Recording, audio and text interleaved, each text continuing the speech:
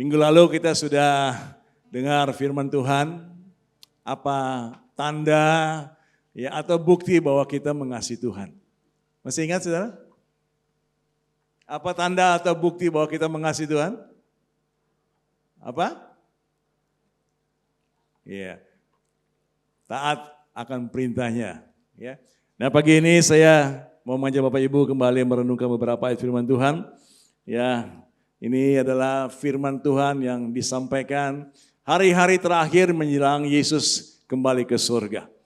Ya, jadi kita pakai tema The Last Commandment, ya atau perintah yang terakhir. Nah, mari Bapak Ibu sama-sama kita akan baca dari Kisah Rasul pasal yang pertama, ayat 1 sampai dengan 9. Saya akan baca ayat pertama, Bapak Ibu baca ayat yang kedua, kemudian nanti terus seterusnya ayat 9 kita baca bersama-sama. Ya, ayat yang pertama. Hai Theophilus, dalam bukuku yang pertama, aku menulis tentang segala sesuatu yang dikerjakan dan diajarkan Yesus.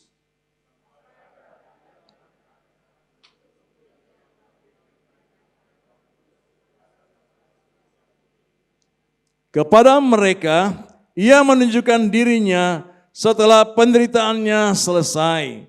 Dan dengan banyak tanda, ia membuktikan bahwa ia hidup. Sebab selama 40 hari, ia berulang-ulang menampakkan diri dan berbicara kepada mereka tentang kerajaan Allah.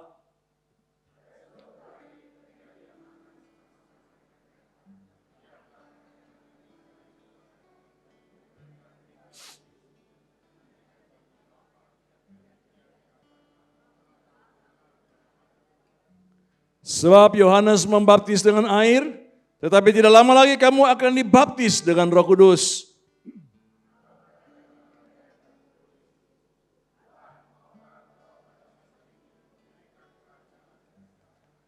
Jawabnya, engkau tidak perlu mengetahui masa dan waktu yang ditetapkan Bapa sendiri menurut kuasanya.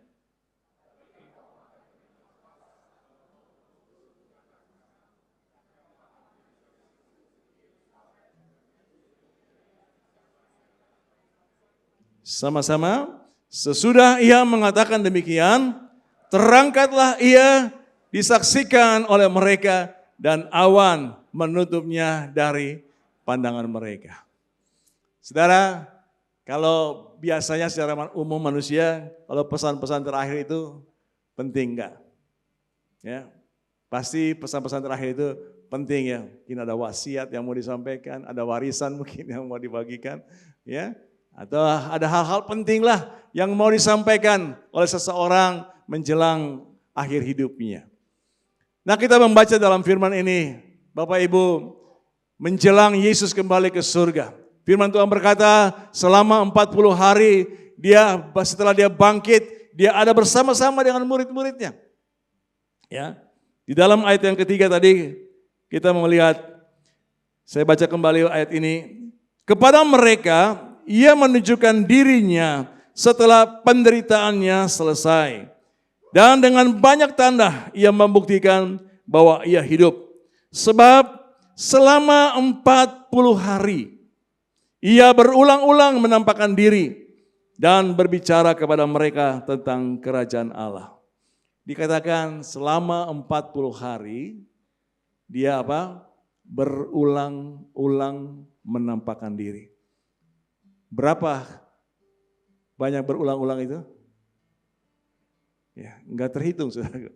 Ya, enggak tertulis ini 40 kali, 50 kali, 100 kali, enggak, cuma dikatakan berulang-ulang. Jadi mungkin setiap hari bisa ya 5, 6 kali, 10 kali Yesus menampakkan diri kepada mereka. Yesus makan bersama mereka, Yesus berbicara dengan mereka. Dan dikatakan selama 40 hari ia berulang-ulang menampakkan diri dan berbicara kepada mereka tentang apa? Kerajaan Allah. Saudaraku, saya katakan kalau pesan-pesan terakhir itu penting bagi kita. Maka saudaraku pagi ini kita mendengar kembali Ya, Yesus berkata kepada murid-muridnya menjelang dia terangkat ke surga tentang apa? Kerajaan surga. Kenapa saudaraku kerajaan surga? Karena Yesus datang untuk kembali menggenapi rencana Allah dari semula untuk menghadirkan kerajaannya di muka bumi ini.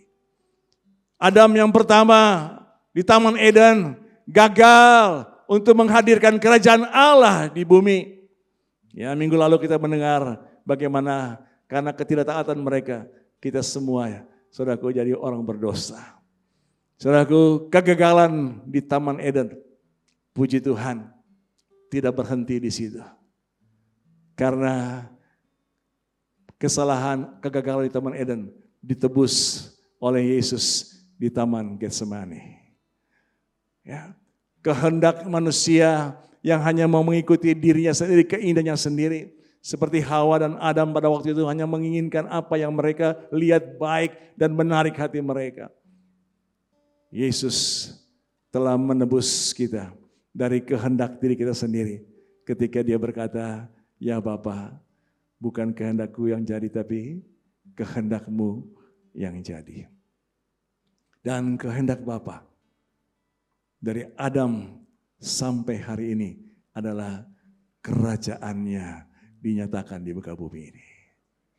Itulah kehendak Bapa dari semula, bahkan sampai nanti Yesus datang kali yang kedua. Dia ingin melihat kerajaannya dinyatakan di muka bumi ini. Nah, kerajaan Allah bukanlah secara fisik saudaraku, tapi ini berbicara tentang rohani. Ya, di dalam dunia roh hanya ada dua kerajaan, yaitu kerajaan Allah dan kerajaan setan.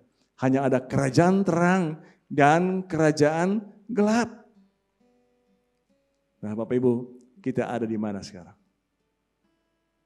Halo? Kita ada di mana? Kita ini warganya mana? Kerajaan terang atau kerajaan gelap? Kerajaan Allah atau kerajaan setan? Ya, saya pastikan bahwa kita semua adalah warga kerajaan Allah. Amin. Kita punya paspornya itu kerajaan Allah. Tapi, saudara, sayang sekali bahwa kecenderungan kita manusia, walaupun kita ini warga kerajaan sorga, warga kerajaan Allah, tapi kadangkala atau mungkin sering kita melakukan bukanlah kehendak raja kita, tapi keinginan kita sendiri. Bahkan kita cenderung, saudaraku, kompromi dengan kerajaan gelap, kompromi dengan kerajaan lain ini, saudaraku. Ya, apa yang kita lakukan, apa yang kita perkatakan, seringkali bertentangan dengan apa yang Tuhan Yesus katakan. Saudara, murid-muridnya 40 hari. Ya, berulang-ulang Yesus menyatakan kepada mereka tentang kerajaan Allah.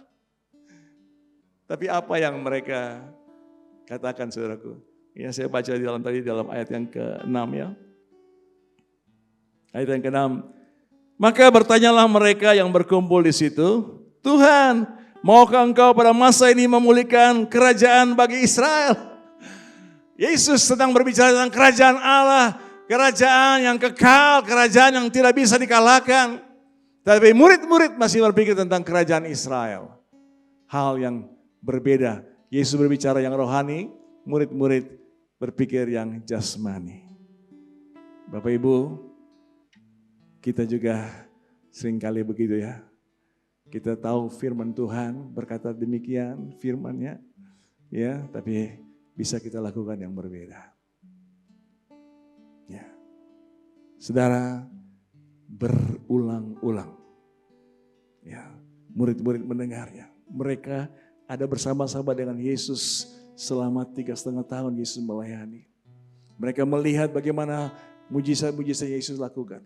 Mereka melihat bagaimana, saudaraku, orang buta melihat. Bagaimana orang tuli mendengar. Saudaraku, tadi kita dengar firman Tuhan berkata, saudaraku, kau, ya, Tuhan Yesus berulang-ulang berbicara tentang kerajaan Allah. Yesus berkata, kalau aku mengusir setan dengan roh Allah, maka kerajaan Allah sudah datang kepada kamu. Nah, Bapak Ibu, bagaimana dengan kita hari ini? Ini kita sudah mendengar firman Tuhan ini juga berulang kali. Ya, setiap minggu kita mendengar bagaimana firman Tuhan dinyatakan kepada kita. Semua firman itulah kehendak Tuhan buat kita. Ya, saya tertarik dengan angka 40. Saya baca satu referensi makna dari angka 40, saudara. Ya, ada banyak penafsiran angka 40 ini, tapi saya mengambil yang umum aja. Angka 40 ini adalah masa persiapan. Ya, ini menurut saudaraku penafsir Alkitab. Kenapa dikatakan demikian? Ya, diambil dari beberapa pribadi sebelum mereka masuk ke dalam pelayanan yang besar, pelayanan yang Tuhan kehendaki. Ya, Musa 2 kali 40 tahun dia dipersiapkan Tuhan. 40 tahun pertama di Mesir, ya, dia dipersiapkan Tuhan di Mesir. Ya, dia belajar saudaraku bahasa budaya Mesir, karena pada waktu itu Mesir adalah negara adikuasa. Ya, Mesir adalah negara yang sudah maju pada masa itu. Dan Tuhan tempatkan Musa 40 tahun di sana. Lalu 40 tahun kemudian Musa dipersiapkan di mana? Di padang gurun Midian. Dia mengembalakan domba mertuanya selama 40 tahun. Tuhan sedang persiapkan Musa untuk satu masa, satu waktu yang Tuhan ingin Musa kerjakan, yaitu membawa bangsa Israel, bangsa pilihan Tuhan, keluar dari Mesir, keluar dari negeri perbudakan untuk masuk ke tanah perjanjian, ke negeri Kanaan, di mana di sana saudaraku dikatakan negeri yang penuh dengan susu dan madu. Musa kemudian bertemu dengan Tuhan ketika dia melihat ada semak belukar yang terbakar tetapi tidak menghanguskan.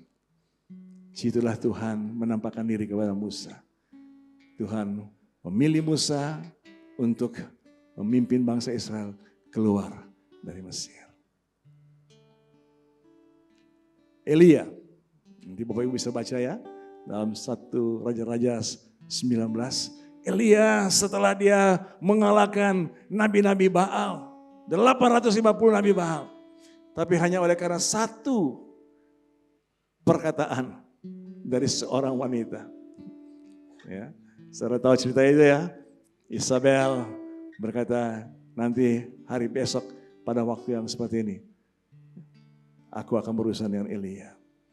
Elia kabur, ya, dia lari saudaraku, dia bersembunyi di padang gurun, dan kemudian Tuhan menghampiri dia. Ya, lewat malaikat Tuhan mengirim makanan buat Elia. Elia dibangunkan, disuruh makan saudaraku. 2 kali dia disuruh makan. Dan ada perkataan begini, makanlah supaya engkau kuat karena perjalananmu masih jauh. Dan Elia berjalan selama 40 hari, saudaraku, ke Gunung Horeb, saudaraku. Gunung Horeb adalah gunung Allah.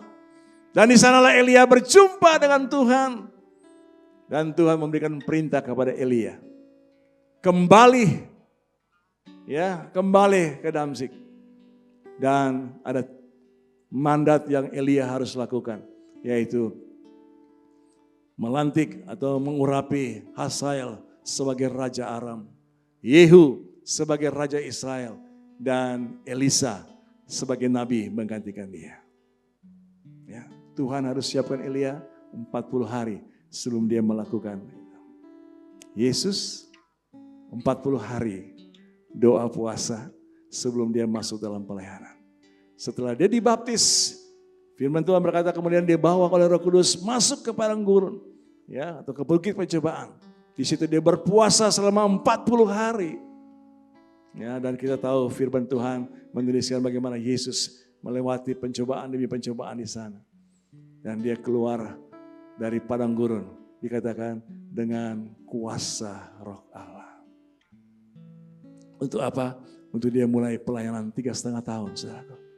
Mujizat terjadi. Orang sakit disembuhkan, orang lumpuh berjalan, bahkan orang mati dibangkitkan. Nah saudaraku, kemudian kita tadi baca 40 hari sebelum Yesus balik ke surga. Dia berbicara dengan murid-muridnya. Saudaraku, untuk apa? Mereka dipersiapkan untuk inaugurasi gereja. Untuk lahirnya gereja yang mula-mula, saudaraku. Setelah Roh Kudus turun ke atas mereka, Roh Kudus mengurapi mereka, gereja lahir, gereja dilahirkan Tuhan. Saudaraku, 40 hari Yesus harus persiapkan murid-murid terus untuk mendengar tentang apa yang Tuhan kehendaki. Bapak Ibu, ya nanti kita 2 minggu ke depan kita akan doa puasa ya. Tapi cuma 10 hari ya. 25%, seperempatnya dari apa yang Yesus lakukan. Jadi kalau Bapak Ibu rindu untuk bisa melakukan lebih dari itu, lakukanlah untuk mengenal dan mencari apa yang Tuhan kehendaki. Ya, kita ada hari ini di sini, saudaraku. Tuhan memilih kita dan Tuhan juga ingin supaya kita juga bersama-sama dengan Dia menyelesaikan apa yang menjadi rencana Bapa dari semua, yaitu kerajaan Allah dinyatakan di bumi ini. Di dalam ayat yang pertama tadi dia katakan ditulis tentang apa yang dikerjakan dan diajarkan oleh Yesus. Yesus memberikan perintah ini kepada murid-muridnya, kepada kita semua. Apa yang kita mesti lakukan untuk menghadirkan kerajaan Allah di tengah-tengah dunia ini. Tuhan tidak hanya memberikan perintah kepada kita, tapi Dia juga memberikan kuasanya untuk menyertai kita. Di dalam ayat yang ke-8. Ya. Tetapi kamu akan menerima kuasa kalau Roh Kudus turun ke atas kamu, dan kamu akan menjadi saktiku di Yerusalem dan di seluruh Yudea dan Samaria dan sampai ke ujung bumi. Amin. Kita diberikan kuasa oleh Roh Kudus untuk menjadi sakti. Halo. Ya. Iya. Saudara percaya ada Roh Kudus dalam diri saudara? Amin. Menurut ayat ini apa tujuan Roh Kudus diberikan kepada kita? Halo. Apa tujuan Roh Kudus diberikan kepada kita? Apa tujuan Roh Kudus ada di dalam saudara dan saya? Itu apa? Menjadi saksinya Yesus, saudara. Ya. Jadi saksi Yesus dikatakan mulai dari apa? Yerusalem, Yudea, Samaria, sampai ke ujung bumi. Kalau kita kontekstualkan saudaraku dengan kita yang ada di sini. Ya, saudaraku, Kelapa Gading ini Yerusalemnya kita. Ya. Keluar dari Kelapa Gading ada Tanjung Priok, ya, ada Pulau Mas dan sebagainya. Ya, kesananya mungkin itu adalah Yudeanya kita. Ya. Dan ke provinsi yang lain itulah Samaria kita. Dan ujung bumi ya ke pulau-pulau yang lain saudaraku. Ya ini kontekstualkan kepada kita Indonesia. Ya, pernah saya baca satu buku yang berjudul Dari Yerusalem ke Papua. Ya, From Jerusalem to Papua. Kenapa kepada Papua? Dari Yerusalem ke Papua, katanya menurut mereka Papua itu adalah ujung bumi, saudaraku. Kenapa ujung bumi di Papua?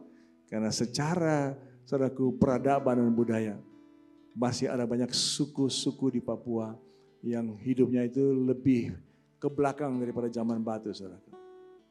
Ya. Oke lah, ya, saudaraku, firman Tuhan berkata Roh Kudus diberikan kepada kita supaya kita boleh menjadi saksi Tuhan. Saksinya dari Yerusalem, Yudea, Samaria sampai ke ujung bumi. Nah, bagaimana saudaraku menjadi saksi? Ada orang yang berpikir, wah, saya nggak tahu banyak firman Tuhan, Saya belum sekolah teologi ya. Bagaimana saya bisa bersaksi? Saudara, menjadi saksi Kristus bukan hanya dengan apa yang kita bisa katakan, tetapi apa yang bisa kita perbuat. Yesus memberikan contoh, dia mengajar dan dia juga mengerjakan. Dia mengerjakan dan dia juga mengajarkan. Ya, jadi saudaraku, kita bisa bersaksi, menjadi saksi Kristus lewat perbuatan-perbuatan kita. Kita bisa bercerita kepada seseorang tentang kebaikan Tuhan dalam hidup kita. Ya. Mungkin saudara berkata, saya nggak fasih lidah. Ya. Nggak perlu fasih lidah untuk menceritakan tentang kasih Tuhan dalam hidup kita. Mungkin kita nggak bisa bersaksi dalam berkata-kata, tapi kita bisa melakukan sesuatu, saudaraku. Ya. Saya bersyukur Tuhan memberikan kesempatan kepada saya dan istri untuk bisa melakukan ya perbuatan baik. Ya, Yerusalem itu juga bisa tetangga kita, saudara ya, keluarga kita, tetangga kita.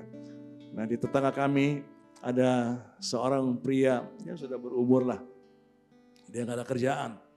Ya, jadi beberapa waktu yang lalu saya ya suka memberi uang lah buat dia untuk beli makan. Tapi satu hari, mungkin 3 tahun yang lalu ya, istri saya tergerak, Tuhan menggerakkan untuk kamu kasih dia makan. Jadi sejak itu, udah hampir 3 tahun, tiap pagi istri saya sediakan makanan buat dia. Ya, hal kecil saudaraku, ya, cuman sarapan pagi.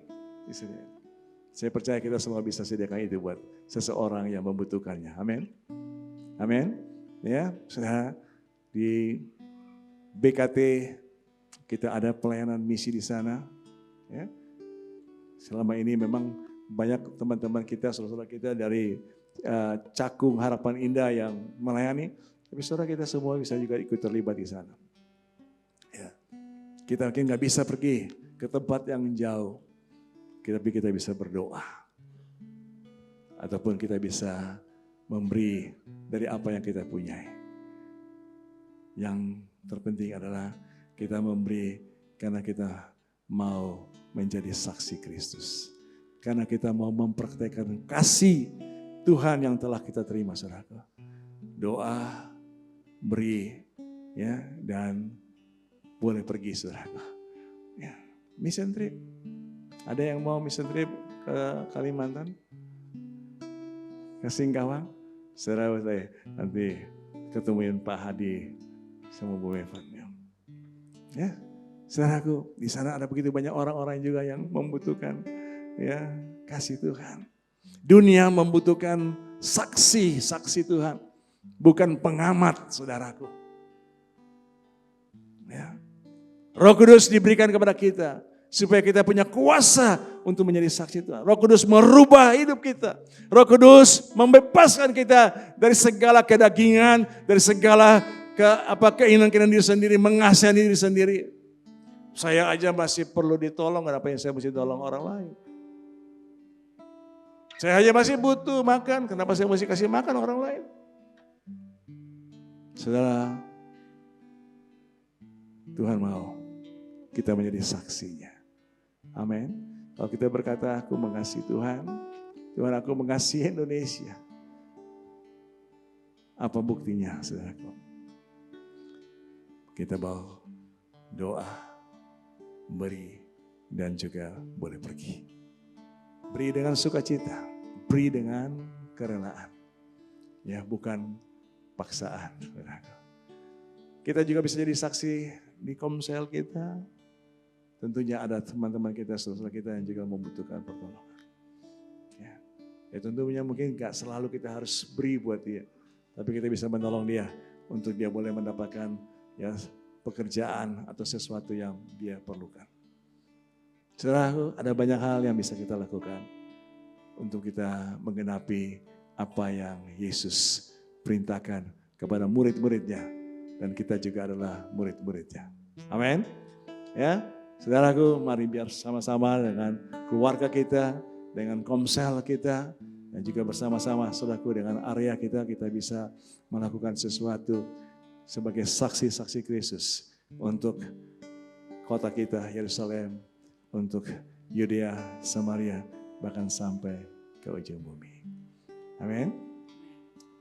Kapan terakhir kali saudara menceritakan tentang Tuhan kepada seseorang? Beberapa hari lalu, ketika saya dengan beberapa teman sedang, ya kami biasa, sering pagi-pagi ketemu di kopi teras.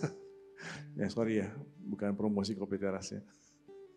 Tapi itu salah satu tempat biasanya kami kumpul pagi-pagi, ya ngobrol-ngobrol aja saudaraku. Ya, boleh dibilang ya kami fellowship. Lalu seorang teman cerita tentang bagaimana dia 20-an tahun yang lalu ketika dia bertobat, kemudian dipenuhi Roh Kudus, dia begitu bergairah, dia begitu saudaraku bersemangat, ingin ceritakan tentang Yesus kepada semua orang. Ya, pada orang-orang bahkan yang dia nggak kenal. Lalu kita ngobrol-ngobrol, tiba-tiba satu pasang suami istri masuk. Ya, lalu menyapa dia. Saya kata, udah ngobrol sebentar mereka.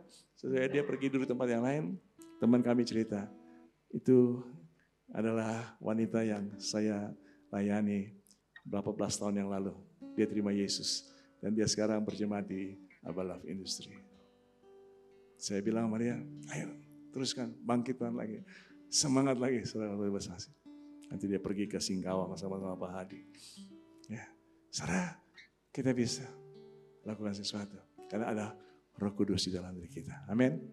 Murid-murid yang tadinya penakut ketika Yesus ditangkap, mereka lari meninggalkan Yesus. Petrus bahkan menyangkal Yesus. Tapi ketika Roh Kudus turun memenuhi mereka, bahkan mereka bukan lagi tidak takut, tapi mereka juga siap mati buat Yesus. Ya, saudaraku, saksi itu dari kata saksi, kalau bahasa ya Yunaninya itu adalah martus. Martus kemudian keluar kata martir. Ya, martir artinya siap mati untuk Yesus. Saudaraku, tidak semua orang bisa jadi martir. Untuk jadi martir itu pilihan juga. Ya, saudaraku, tetapi tiap kita Tuhan sudah tetapkan untuk menjadi saksi dalam perbuatan, dalam perkataan, dalam seluruh aspek hidup kita. Tuhan Yesus berkati saudara. Saudara ingin lihat Indonesia diberkati? Saudara ingin lihat Indonesia mengalami lawatan Tuhan? Ya, saudaraku, semua itu bisa terjadi. Tuhan ingin lakukan, tapi Tuhan mau lakukan itu bersama-sama dengan saudara dan saya. Haleluya. Amin. Saudara mau lihat tetangga saudara mengenal Tuhan, mengalami kasih Tuhan?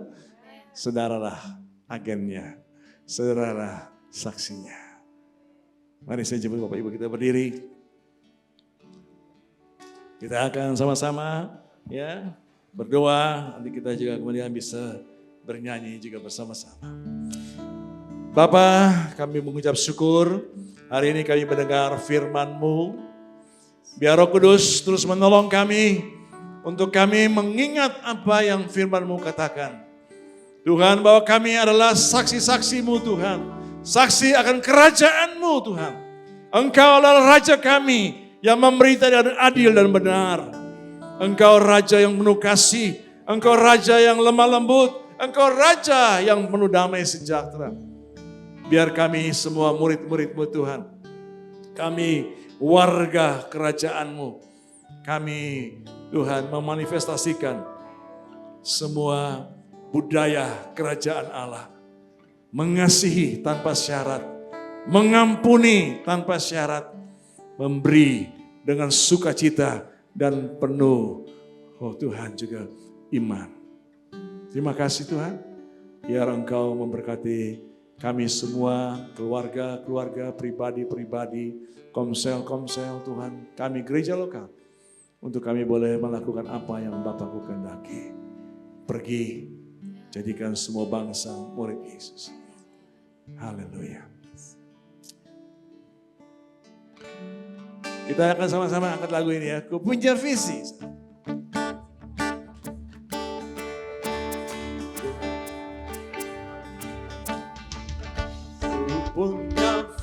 visi untuk bangsa ini. Ku punya mimpi untuk negeriku, satukan hati dan berdoa. Oleh iman bangkitlah negeriku. Ku punya visi untuk bangsa ini. Ku punya mimpi untuk negeriku, satukan hati dan berdoa. Oleh iman bangkitlah negeriku. Setiap lutut bergelut menyembahmu, setiap lidah mengaku Kaulah Tuhan. Bukalah pintu surga, urapi doaku, lawatlah bangsa dan negeri ini. Ku punya visi untuk bangsa ini. Ku punya mimpi untuk negeriku, satukan hati dan berdoa. Oleh iman bangkitlah negeriku. Setiap lutut bertelut menyembahmu, setiap lidah mengaku Kaulah Tuhan. Bukalah pintu surga, urapi doaku, lawatlah bangsa dan negeri ini. Setiap lutut bertelut menyembahmu, setiap lidah mengaku Kaulah Tuhan. Bukalah pintu surga, urapi doaku, lawatlah bangsa dan negeri ini. Lawatlah bangsa dan negeri ini. Lawatlah bangsa dan negeri ini. Haleluya. Yes, haleluya. Saudara mau melihat setiap lutut bertelut saat setiap lidah mengakui Yesus adalah Tuhan. Amin. Mari kita bersama-sama, saudara. Ya, ini bukan hanya pekerjaan misionaris atau orang-orang tertentu. Untuk menjadi saksi Kristus nggak perlu punya karunia khusus, ya, karena ada Roh Kudus di dalam kita. Roh Kudus lah yang akan menggerakkan kita, mengurapi kita, memberikan kepada kita kuasa untuk melakukan apa yang Tuhan kehendaki bagi semua manusia. Tuhan Yesus memberkati.